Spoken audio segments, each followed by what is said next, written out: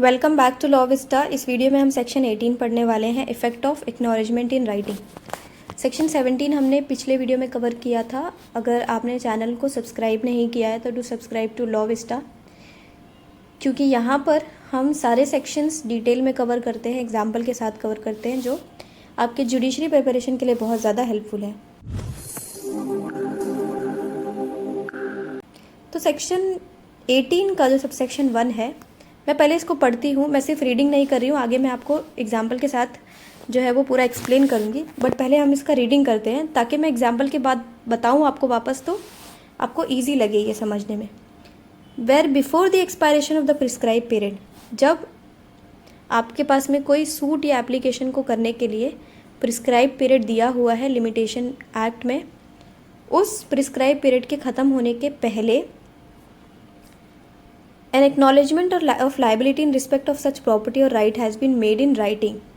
किसी प्रॉपर्टी के रिलेटेड कोई राइट या लाइबिलिटी है, उससे रिलेटेड आप सूट या एप्लीकेशन कर रहे हैं, तो उसके प्रिस्क्राइब पीरियड के ख़त्म होने के पहले ही एक एक्नॉलेजमेंट दिया जाता है, made in writing, signed by the party against whom such property or right is claimed or by any person through whom he derives his title or liability. A fresh period of limitation shall be computed from the time when acknowledgement was so signed. अब subsection 1 हमें बता क्या रहा है कि अगर आपका एक राइट है, राइट किससे रिलेटेड है? एनी प्रॉपर्टी और राइट, आपकी कोई प्रॉपर्टी से रिलेटेड कोई आपको सूट फाइल करना है, किसी प्रॉपर्टी से रिलेटेड आपका कोई राइट है, उसके लिए आपको कोई एप्लीकेशन वगैरह करना है, तो उसका टाइम पीरियड होगा। ऑफ कोर्स लिमिटेशन एक्ट हमें यही बताता है कि आपको सूट फाइल करने के लिए या एप्लीकेशन फाइल करने के लिए कितना मिनिमम टाइम पीरियड है वो बताता है। उस टाइम पीरियड के ख़त्म होने के पहले ही जिस पर्सन के अगेंस्ट में आप वो राइट या टाइटल क्लेम कर रहे हैं, उस पर्सन ने आपको लिख कर दिया है, एक्नॉलेजमेंट दिया है राइटिंग में, और या तो उसने दिया है या कोई और पर्सन जो उससे टाइटल या डिराइव कर रहा है या राइट डिराइव कर रहा है, उसने आपको लिख के दिया है कि जी हाँ मुझे आपको इतने पैसे देने हैं या फिर आपका ये राइट बनता है। तो उस दिन, जिस दिन उसने आपको लिमिटेशन पीरियड के पहले एक्नॉलेजमेंट दिया है, तो उस दिन से आपका फ्रेश पीरियड ऑफ लिमिटेशन शुरू हो जाता है। डिटेल में एग्जांपल देखते हैं, ये सबसेक्शन 1 आपको 1 मिनट में क्लियर हो जाएगा। फॉर एग्जांपल के ए ने, यहाँ पे अब एग्जांपल देखते हैं, ए ने बी को 10,000 रुपये दिए, ठीक है। कब दिया है उसने? 1 जनवरी 2020। ए ने बी को 1 जनवरी 2020 को 10,000 रुपये दिए।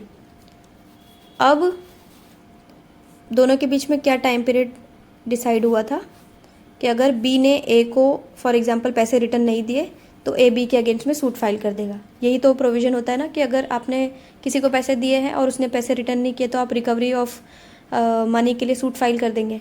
अब रिकवरी ऑफ मनी के लिए सूट जो फाइल करते हैं उसके लिए लिमिटेशन पीरियड क्या होता है? 3 इयर्स होता है, ये भी हमें पता है। तो 3 इयर्स कब कंप्लीट होंगे? 3 साल कब उसका हो जाएगा? 1 जनवरी 2023। 1 जनवरी 2023 तक ही ए बी के अगेंस्ट में सूट फाइल कर सकता है, क्योंकि सूट फाइल करने के लिए कितना टाइम पीरियड है? 3 इयर्स का टाइम पीरियड है। ये हमने यहाँ पे देखा 3 इयर्स का टाइम पीरियड है, यानी 1 जनवरी 2023। अब क्या होता है, जनवरी के पहले ही दिसंबर 2022 में बी ए को एक लेटर लिखता है और उस लेटर में वो लिखता है कि मैं आपके पैसे लौटा दूंगा, मैं आपका लोन जो है मैंने आपसे लिया था वो मैं भूला नहीं हूँ, मैं आपको पैसे लौटा दूंगा। ऐसा बी एक लेटर ए को लिखता है, ठीक है। तो जिस दिन बी ने ए को वो लेटर लिखा, उस दिन से फ्रेश पीरियड ऑफ लिमिटेशन शुरू हो जाएगा इस सूट के लिए। ये जो सूट था, जो रिकवरी के लिए आप फाइल करने वाले थे, जिसके लिए आपको 3 साल का टाइम पीरियड दिया गया था, उस टाइम पीरियड के ख़त्म होने के पहले ही बी ने, जिस पर्सन के अगेंस्ट में लाइबिलिटी है, उसने एक एक्नॉलेजमेंट लिख के दिया। तो वो एक्नॉलेजमेंट के बाद फॉर एग्जांपल उसने 1 दिसंबर 2022 को वो एक्नॉलेजमेंट लिखा, तो 1 दिसंबर 2022 से फिर से 3 साल का जो टाइम पीरियड है वो काउंट होना शुरू हो जाएगा। अब 1 दिसंबर 2025 तक ए बी के अगेंस्ट में सूट फाइल कर सकता है। यही हमें सबसेक्शन 1 में ऊपर बताया गया है। तो आई होप सबसेक्शन 1 का एग्जाम्पल के थ्रू आपको जो प्रोविज़न है वो अच्छे से क्लियर हो गया होगा। उसके बाद में हमें उस एक्नॉलेजमेंट से रिलेटेड बातें बताई जाती कि वो एक्नॉलेजमेंट की वैलिडिटी कैसे होगी अगर उसमें कोई डेट नहीं लिखा है, या फिर उसमें आगे देखते हैं यहाँ सबसेक्शन 2 में। सबसेक्शन 2 क्या कह रहा है कि अगर राइटिंग जो है containing the acknowledgement is undated, जो उसने आपको राइटिंग में दिया है एक्नॉलेजमेंट वो अनडेटेड है, उस पर डेट नहीं डाली हुई है, तो oral evidence may be given of the time when it was signed. तो उसके लिए आप ओरल एविडेंस कोर्ट में दे सकते हो कि ये कब साइन हुआ था। But subject to the provisions of Indian Evidence Act, evidence of its contents shall not be received. ये क्या कह रहा है कि ए ने बी को एक्नॉलेजमेंट लिख कर दिया कि भाई मेरे आप पे पैसे बाकी हैं, मैं मानता हूँ और मैं आपको इतने इतने टाइम में लौटा दूंगा फॉर एग्ज़ाम्पल। तो और उस एक्नॉलेजमेंट में डेट नहीं है, ठीक है, उसमें डेट नहीं है, तो बी कोर्ट में जाकर ये कह सकता है, ओरल एविडेंस दे सकता है कि कौन से टाइम पर ए ने वो एक्नॉलेजमेंट साइन किया था। बट बी कोर्ट में जाकर उस डॉक्यूमेंट में जो कंटेंट लिखा हुआ है उससे रिलेटेड ओरल एविडेंस नहीं दे सकता। समझ रहे हो ना, क्योंकि इंडियन एविडेंस एक्ट क्या क्या अलाउ कर रहा है आपको, ओरल एविडेंस अलाउ कर रहा है सिर्फ और सिर्फ डेट से रिलेटेड कि वो कब साइन हुआ था, उससे रिलेटेड आप ओरल एविडेंस दे सकते हो। बट उसके जो कंटेंट्स है, उसके कंटेंट से रिलेटेड आप कोई भी ओरल एविडेंस नहीं दे सकते। ये हमें एक्सेप्शन यहाँ पे बताया गया है। अब एक्सप्लेनेशन पार्ट क्या बता रहा है, एक्सप्लेनेशन कहता है for the purpose of this section, ये जो हमने ऊपर सबसेक्शन 1 पढ़ा है उसके लिए an acknowledgement may be sufficient though it omits to specify the exact nature of property or right। अब acknowledgement जो लिख कर दिया गया है वो acknowledgement अगर एग्जैक्टली बताता नहीं है कि कौन से प्रॉपर्टी के रिलेटेड या कौन से राइट के रिलेटेड बात हो रही है, या फिर कब पैसे दिए जाएंगे रिटर्न वो भी नहीं बताता है, कब डिलीवरी की जाएगी, या फिर कब कोई अगर आपको परफॉर्मेंस करनी है, कोई एक्ट का परफॉर्मेंस करना है वो कब परफॉर्म किया जाएगा, उससे रिलेटेड भी कुछ नहीं लिखा हुआ है। और is accompanied by refusal to pay, या फिर उस एक्नॉलेजमेंट में लिखा हुआ है कि मैंने तुम्हें इतने पैसे देने थे लेकिन मैं नहीं दूंगा, रिफ्यूज़ल उसने कर दिया। Deliver performer permit to enjoy, or is coupled with a claim to set off, या फिर उसने क्या कहा कि मैं मानता हूँ कि मैंने आपको 10,000 रुपये देने हैं, लेकिन जब तक आप मेरे 5,000 रुपये मुझे नहीं देंगे तब तक मैं आपके 10,000 रुपये नहीं दूंगा, मतलब सेट ऑफ क्लेम किया हुआ है उसमें। या फिर is address to a person other than a person entitle to the property, या फिर बी ने ए को वो एक्नॉलेजमेंट देना था लेकिन बी ने वो एक्नॉलेजमेंट सी को दे दिया।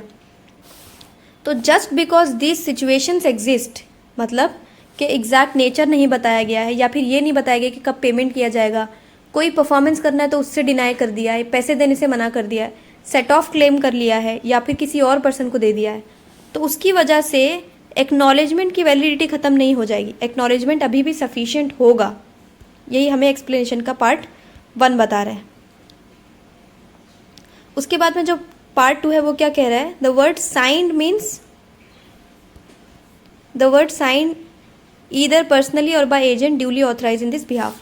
तो अगर बी ने ए को ये लेटर लिखा है, एक्नॉलेजमेंट लिखा है, तो बी ने साइन किया या बी के एजेंट ने साइन किया, तो उससे कोई भी यहाँ पे असर नहीं पड़ने वाला है, वो वैलिड माना जाएगा। साइन का मतलब यहाँ पे बताया गया है हमारे पास में एक्सप्लेनेशन का जो बी पार्ट है।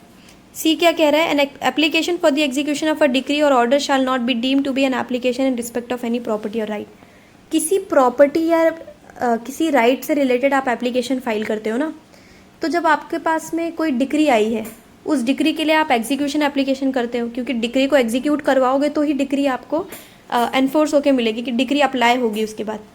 तो जो डिक्री के लिए आप एप्लीकेशन कर रहे हो वो decree in respect of property or right नहीं है, यही हमें यहाँ पे बताया गया है कि ए बी के अगेंस्ट में डिक्री के एग्जीक्यूशन के लिए एप्लीकेशन कर रहा है, और बी ने ए को लिख के दिया कि हाँ हाँ ये डिक्री पास हुई है, मैं मानता हूँ मेरे अगेंस्ट में पास हुई है। तो ये एप्लीकेशन जो डिक्री के लिए है वो इस डेफिनेशन में नहीं आ रहा है जो हमें सबसेक्शन 1 में ऊपर बताया गया है, application in respect of any property or right. तो इसका एक्सेप्शन क्या हो गया, एग्जीक्यूशन प्रोसीडिंग ऑफ डिक्री।